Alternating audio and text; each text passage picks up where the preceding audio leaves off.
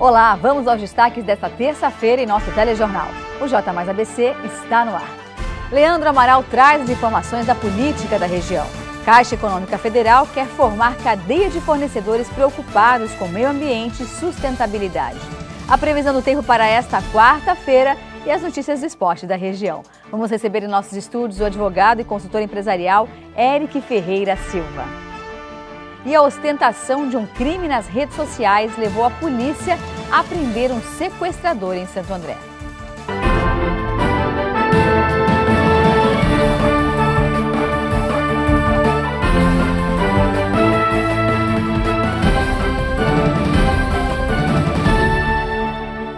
E começamos o jornal desta terça-feira falando com Leandro Amaral, que está conosco por telefone. Boa noite, Leandro.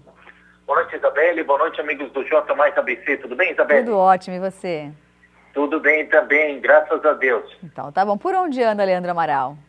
Olha, Isabelle, estamos em São Bernardo do Campo, mas para trazer literalmente notícias da conexão aérea com Brasília, viu? Ih, conexão de fato, então, né? Pois é. Olha, eu acho que de duas uma. Ou o prefeito Luiz Marinho leu o seu pensamento, ou então, o que eu acho que é mais provável, ele deve ter assistido o nosso bate-papo na última sexta-feira aí ao vivo no estúdio, viu? Por que, Lê? Você lembra o que você me perguntou em um dos momentos do nosso boletim? Sobre São Bernardo? Isso, sobre o aeroporto, lembra? Exatamente. Eu perguntei se já tinha mais alguma informação quentíssima a respeito do aeroporto. Exatamente. E até aquele momento não tinha nada. E agora nós temos não só novidades, Isabelle, como praticamente todos os detalhes do projeto. Isso porque o prefeito Luiz Marinho acabou agora há pouco uma audiência em Brasília com o ministro da Aviação Civil, Wellington Moreira Franco. Você lembra dele, né? Sim. Aquele mesmo que esteve em São Bernardo e disse que desconhecia o projeto. Que todo mundo ficou horrorizado com a situação.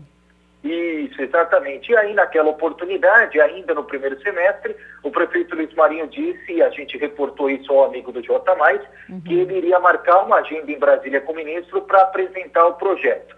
Bom, nós temos alguns detalhes aqui, Isabelle, e se você me permitir, a gente pode passar em primeira mão ao amigo do J+.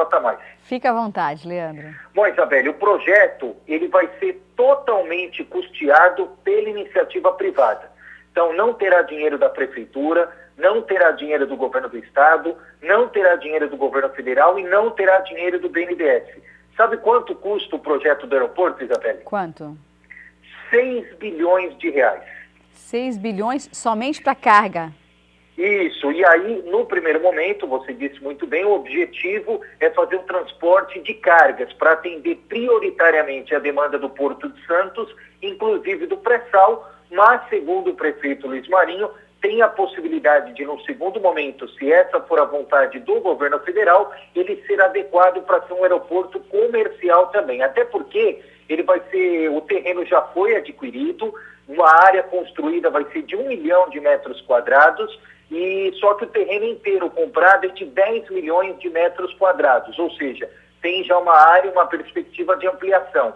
Só prefeito de comparação, Isabelle, para o nosso amigo do J Mais ABC, hoje o aeroporto de Congonhas tem uma área construída de 1,6 milhão de metros quadrados, ou seja, é um pouco mais da metade da área construída do aeroporto de Congonhas. E a previsão, claro, tem aquele trâmite, ele já tem a licença ambiental adquirida, vai passar agora por tramitação em Brasília e a partir do ok do Ministério da Aviação Civil, 4 anos para a conclusão desse aeroporto. Agora, Leandro, não sei se, me desculpe talvez se eu fizer alguma pergunta inadequada, mas não é uma região que tem muita neblina?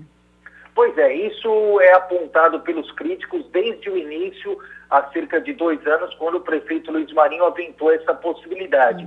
Porém, o prefeito tem dito que tem todos os estudos de viabilidade do local. Só para ter uma ideia do local, Isabelle, o prefeito não cravou claramente onde vai ser, mas disse que vai ser ali na região da Anchieta, na altura da interligação. Só para você ter uma ideia, bem pertinho do Rodoanel, entre São Bernardo e Cubatão, a 22 quilômetros do Marco Zero de São Paulo, 38 quilômetros do Porto de Santos e a 6 quilômetros do Rodoanel. Pois é, porque lá é uma região que tem muita neblina, né? Até quem mora em São Bernardo tem Você que está nos assistindo, que mora em São Bernardo, vai saber exatamente o que eu vou dizer. Chega umas 4 da tarde, mais ou menos, se não é que me falha a memória de horário, mas dá um fog, eles chamam de fog, né? Que é normal acontecer em São Bernardo. Então, pode estar o sol que for, mas baixa aquele fog para quem mora em São Bernardo. Então, eu espero que eles analisem bem a questão de um aeroporto nessa situação, para que a gente não tenha problemas futuros, né? Sem dúvida, Isabel, esse é o principal ponto e é esse o objetivo dos próximos passos, né? Então, o que já está deliberado é a questão do licenciamento e agora, então, vai ser atestada justamente essa questão que você colocou da viabilidade técnica do projeto, por isso essa tramitação em Brasília, que a gente não tem um prazo ainda, se demora 30, 40, 60 dias, mas a partir do ok, 4 anos para a construção do aeroporto. Isso no papel, vamos ver na prática. Pois é, Isabel, é para a gente anotar na agenda, né? A questão do metrô 2, 3 anos e o aeroporto seria 4 anos. Que ótimo, se tudo isso acontecer dentro do prazo previsto, né? Dentro do que está previsto, é maravilhoso, né? Obrigada, Lê. É o que a gente vai guardar, né, Isabel? É verdade. Essa questão que traz benefícios de desenvolvimento, como você disse. Se tecnicamente for viável, claro, sem dúvida alguma, para a região do ABC, um aeroporto é muito importante. E principalmente para quem mora na região também vai ser maravilhoso, caso, posteriormente, o aeroporto abra espaço para voos domésticos, né? Sem dúvida alguma, que facilitaria muito, tendo em vista até que a demanda já está estrangulada dos atuais aeroportos, né? O Viracopos, o de Guarulhos e também o de Congonhas. É verdade. Obrigada, Leandro, pelas informações. Uma ótima noite para você. Agora esfriou, hein? Veja se agasalha. Ah, com certeza. E nós encerramos aqui essa nossa literal ponte aérea Brasília-São Bernardo TV+, em Santo André. Abraço, Isabel. Obrigada, para você também, Lê. Com o objetivo de se tornar uma referência de compras públicas sustentáveis até 2017, a Caixa Econômica Federal promoveu na semana passada, em Curitiba, o 2º encontro de fornecedores do Paraná para apresentar a sua política de compras. A preocupação do banco é formar uma cadeia de fornecedores preocupados com o meio ambiente e a sustentabilidade de todo o processo de suas atividades. A Caixa já iniciou mudança em alguns segmentos dentro da política de compras sustentáveis. O banco detém hoje o maior contrato do mundo de terceirização de impressão, que consiste na prestação de serviços de impressão, a atualização dos softwares, manutenção e reciclagem das máquinas. Além disso, é possível realizar a neutralização da emissão de gás carbônico por página impressa, que acontece pelo plantio de árvores pela empresa fornecedora. A ostentação de um crime nas redes sociais levou a polícia a prender um sequestrador em Santo André. Ele e o comparsa sequestravam mulheres e se utilizavam de seus cartões de crédito para fazer compras nos shoppings da região. Após cerca de 2 meses de investigação, a Polícia Civil prendeu um dos suspeitos de participar de pelo menos 22 sequestros relâmpagos na região. De acordo com o delegado Lupércio Antônio de Move, titular do 1º Distrito Policial de Santo André, a dupla abordava mulheres, principalmente quando elas estavam de carro e próximas a shoppings. Ele explicou que diversos objetos adquiridos com dinheiro roubado foram apreendidos e devolvidos às vítimas. E começavam a furtar dinheiro, né? Dinheiro, de posse da senha, começavam a fazer os saques em caixa eletrônico. Também em loja de shopping, comprando tênis, camiseta, artigos de luxo esportivo. A polícia localizou e apreendeu o veículo que era utilizado para cometer os crimes. O carro pertence ao pai do suspeito, que está foragido. De abril até agora, 22 mulheres foram sequestradas e somente uma conseguiu escapar dos bandidos. 21 mulheres foram atacadas da mesma maneira. Essa dupla vem chamando a atenção desde maio, né? Os crimes de sequestro relâmpago têm crescido desde maio, em número de 22, foi o que chamou a atenção. E as vítimas são abordadas quando distraídas, né, no veículo, ou quando estacionava o veículo, ou quando dava parada no trânsito. Um deles, da dupla, entrava no banco traseiro, anunciava o sequestro, pegava o celular da vítima, apagava a memória, caso de rastreador, andava uns 200 metros, em seguida o parceiro entrava no veículo e, de posse da senha do cartão da vítima, faziam saques em caixa eletrônico e lojas de conveniências de shopping. Em uma das ações, durante uma conversa, as vítimas escutaram os criminosos se chamando pelos nomes, o que facilitou as identificações.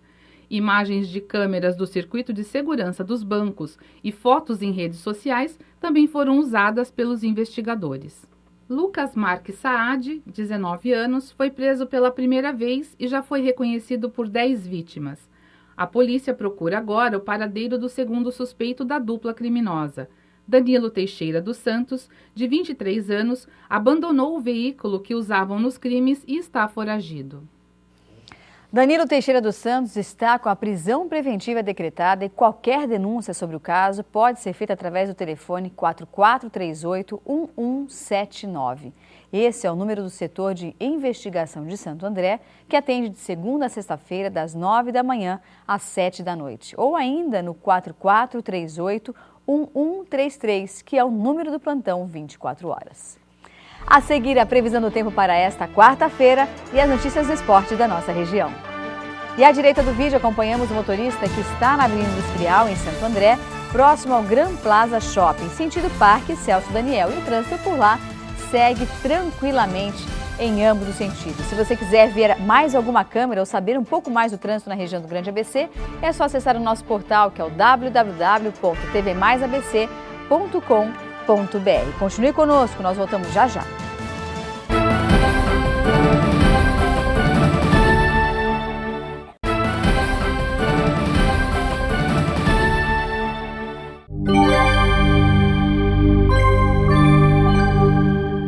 E o dia foi de sol entre várias nuvens, com temperaturas bem agradáveis, mas agora à noite caiu demais a temperatura. Vamos conferir então como fica a previsão do tempo para esta quarta-feira.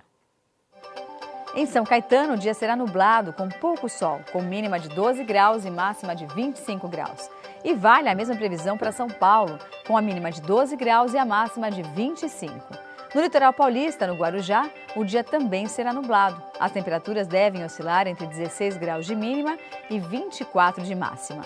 No interior paulista, na cidade de São Carlos, o dia será de sol e muito calor. A mínima será de 15 graus e a máxima deve chegar aos 33 graus.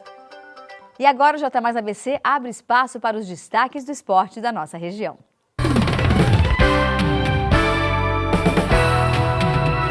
E jogando nesta segunda-feira em rodada isolada do Campeonato Brasileiro Série C, o São Caetano foi até o sul do país para enfrentar a equipe do Juventude. O Juventude cobra escanteio e, na tentativa de gol do time gaúcho, Renato Peixe coloca a mão na bola evitando o gol. O árbitro marca pênalti e expulsa o lateral do azulão. Já na cobrança de pênalti, Rafael Pereira chuta forte e marca o único gol da partida. Placar final de 1-0 para o Juventude.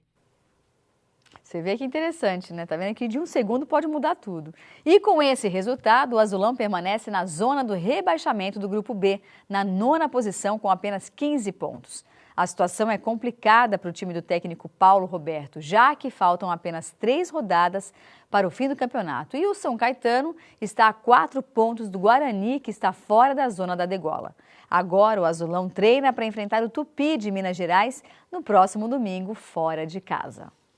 E a cidade de São Caetano continua se destacando por onde passa. Na disputa da segunda edição da Copa João Sasaki de natação, realizada no conjunto aquático Leonardo Sperati, no bairro Olímpico, o torneio reuniu 531 atletas de 25 agremiações. A delegação sancaetanense conquistou a 2ª posição nas categorias infanto-juvenil, júnior-sênior e no geral faturando 41 medalhas, sendo 16 de ouro, 13 de prata e 12 de bronze. O próximo desafio da equipe será neste sábado, na 3ª etapa da Liga Aquática do Alto do Tietê, em Suzano. E pelo Taekwondo de São Caetano, a equipe da cidade segue colecionando medalhas na modalidade. André Bilha conquistou a medalha de prata na disputa do Pan-Americano de Taekwondo, realizado no México. O atleta que venceu nas quartas de finais, o supercampeão Steven Lopes, 5 vezes campeão mundial e bicampeão olímpico, foi superado pelo mexicano René Lizárraga, perdendo pelo placar de 8-7. E no mesmo país, só que na cidade de Aguascalientes, foi disputado o Aberto do México. Dá uma olhada nessas imagens. Dessa vez, o atleta Nicolas Ribeiro conquistou a medalha de bronze e garantiu pontos importantes no ranking mundial. Com esses resultados, o taekwondo de São Caetano já conquistou 26 medalhas internacionais somente neste ano. E ainda dá tempo de se inscrever para a 13ª Meia Maratona Caixa Santo André, que será realizada no dia 12 de outubro. São 3 opções de prova: meia maratona, a corrida de 10 quilômetros ou a caminhada de 5, todas com largadas às 7h30 da manhã no Paço Municipal de Santo André. A realização é da Prefeitura de Santo André em parceria com o Shopping ABC e a Caixa Econômica Federal. E a TV Mais vai transmitir com exclusividade toda essa prova. As inscrições podem ser feitas pelo site da Prefeitura, que é o www.santoandré.sp.gov.br. E a seguir, vamos receber em nossos estúdios o consultor empresarial Eric Ferreira Silva. E à direita do vídeo acompanhamos o motorista que está na Avenida Dom Pedro II, em Santo André, indo sentido a São Caetano. E o trânsito flui normalmente. No sentido oposto, a mesma coisa. Não tem problema algum. Não saia daí, nós voltamos já já.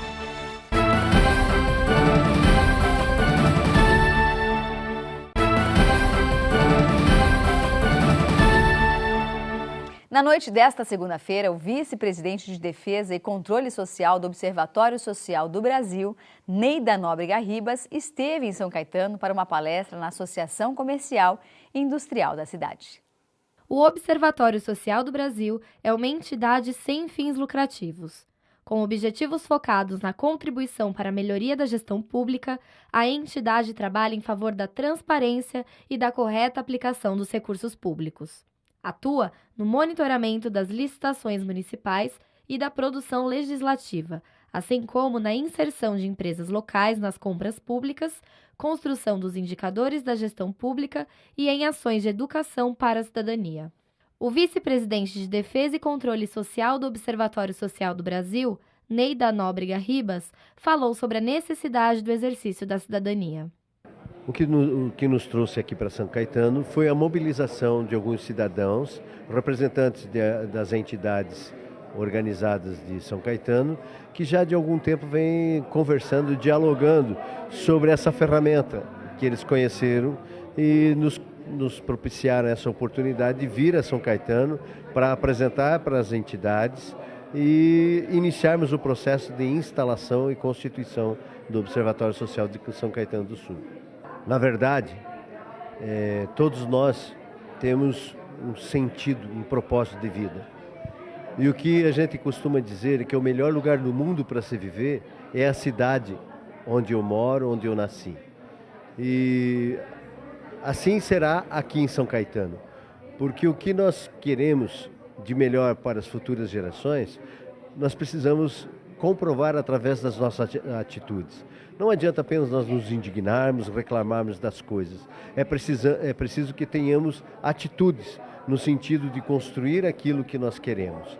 Então, são as atitudes que temos no dia a dia que farão a diferença para o Brasil que nós queremos. E toda terça-feira é dia de tirar dúvidas sobre questões jurídicas aqui no J Mais ABC. Então vamos conversar com o consultor empresarial e advogado Eric Ferreira Silva. Seja bem-vindo, Eric. Obrigado, Isabelle. Boa noite. Você viu que hoje eu não falei doutor Eric, né? Eu respeitei. Ele falou que o nome dele é Eric, então permanecemos assim. Não há necessidade, né? É verdade. Pelo menos para mim, eu não exijo isso. É que existem alguns advogados que gostam de ser chamados de doutor, né? Como médico, às vezes você vai entrevistar algum médico e ele fala, não precisa me chamar de doutora, né? Pode me chamar pelo meu nome. Eu acho que cada um tem um gosto, né? Cada um tem um gosto, né? Depende muito da simplicidade da pessoa, da humildade da pessoa, né? Porque a capacidade está dentro do trabalho, não no doutor ou não, né? É verdade. Bom, eu nunca seria doutora, viu? Meu negócio é estar em cima da bancada, na frente da bancada, na frente da televisão. Doutora, eu deixo para você, Eric. Vamos falar sobre o que hoje? Tirar dúvidas sobre o quê? Olha, Isabelle, como você já sabe, o telespectador do J Mais ABC também sabe, o J Mais ABC é um jornal que está na vanguarda da informação. O slogan dele, adoro. Não é verdade? Na verdade, o assunto que eu trago hoje para o telespectador, ele é até é muito interessante e é um pouco até triste. Rapidamente eu vou colocar, nós no Brasil nós não temos ainda, infelizmente, tecnologia para construirmos o nosso próprio maquinário para as empresas, para as nossas indústrias. Eu sei que a Fundação Mário Amato, que é um órgão ligado ao SESI, SENAI, que está junto com os CIESPs, a Fiesp, desenvolve um trabalho para que num futuro aí ainda um pouco distante a gente possa estar conseguindo produzir a tecnologia para a gente desenvolver as próprias máquinas que nós temos que utilizar na nossa indústria. Com isso, Isabelle, o que acontece? Acarreta os nossos empresários aqui terem de importar maquinário para suas empresas. Então, nós temos importação de máquinas da Alemanha, da Itália, dos Estados Unidos. Lembrando que a China, ela não tem tecnologia ainda, mas ela copia o maquinário. E também muito empresário está importando máquinas de lá. Bom, com relação a isso, uma informação muito importante para o telespectador, na nossa região aqui nós temos muitas empresas no setor de metal mecânico, no setor de plástico, e que importam esse maquinário, porque nós temos no Brasil uma indústria de transformação. Então, o pessoal que está hoje no setor do plástico, eles compram uma matéria-prima, né, e vão transformar, compram o maquinário para fazer essa transformação. Então, uma indústria automobilística encomenda um retrovisor de um veículo e eles então vão fazer, que é a indústria de transformação. O que acontece? Importando o maquinário, o governo ele vem cobrando os impostos, né, os tributos. O governo federal com o IPI, enfim. E o governo do estado vem com o ICMS, com o Imposto de Circulação, Mercadoria e Serviço. Então ficou uma indústria do ramo de metalúrgica com uma discussão a respeito disso, porque importou um maquinário. Na verdade, a importação foi feita através de leasing. Leasing é um arrendamento mercantil. Ele importou esse maquinário. O leasing, a pessoa ela vai pagando e ela tem a opção de compra no final, depois. Né? É muito feito aqui no nosso país, né? Muito feito. De leasing. Principalmente muitas pessoas acham que leasing é apenas para veículos, e não é. Né? Ele é para um bem imóvel ou um bem imóvel. Então, o empresário que ele adquire, que ele importa o maquinário por um arrendamento mercantil, que é um leasing, o STF, Supremo Tribunal Federal, ele decidiu, foi no último dia 12, na sexta-feira, deu a decisão de que não pode ser cobrado o tributo do ICMS em cima de uma importação. Que é de quanto hoje? O ICMS está variando quanto? Em São Paulo, o ICMS é 18%. É bastante, imagina. É bastante, né? Quase 20% da mercadoria. 20% da mercadoria, e tem uma questão. Nós estamos falando de maquinário aí de $1 milhão, né? Entendeu? Então, é um preço alto.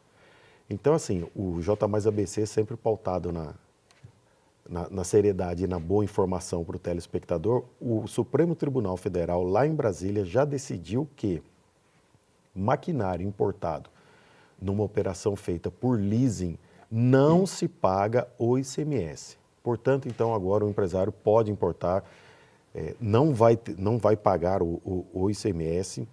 E quem também já fez a importação? Então, e quem já fez, aí essa e ainda agora não chegou, de repente, o produto, então, a máquina? Chegando, se vier a cobrança, automaticamente ele já tem que entrar peticionando, né, juridicamente, pedindo para o juiz, até mesmo em caráter de liminar, para que não venha esse tributo do ICMS. E aquele que já pagou pode pedir a restituição deste valor, porque não é devido o pagamento do ICMS numa importação de um maquinário, numa operação feita por leasing, um arrendamento mercantil. Agora, se ele vier posteriormente adquirir esse maquinário, aí ele vai pagar, porque mudou a titularidade. O titular do bem, então, passou a ser esse empresário, aí houve a circulação da mercadoria. Então, ele vai ter que recolher o tributo do ICMS. Entendi, muito bem. Obrigada, Eric, pelas informações, viu? Muito obrigada. Eu que agradeço, um grande abraço a todos. Obrigada. E o J Mais ABC fica por aqui. Muito obrigada pela sua companhia. Você pode rever o nosso jornal em outros horários, no canal 15, às 10h30 da noite, à 1 da manhã e sem desculpa, no dia seguinte, às 7 da manhã. Eu te espero nesta quarta-feira no canal 27, ao vivo, às 7h30 da noite. Fiquem com Deus, até mais. Tchau, obrigada.